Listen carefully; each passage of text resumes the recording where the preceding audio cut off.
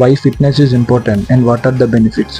So fitness వల్ల నాకు benefits ఏంటి అంటే, ఫిట్నెస్ అనేది it's not just about looking good, it's about looking better.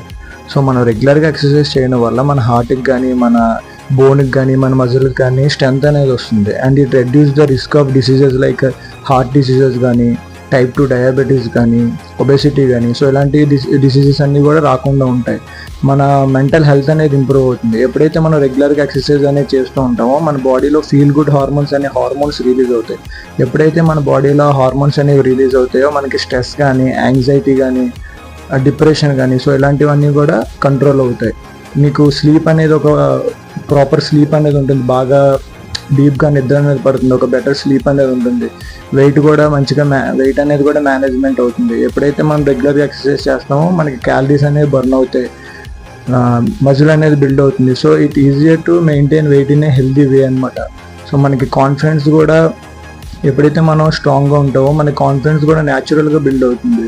మీకు బద్ధకం అనేది తగ్గుతుంది.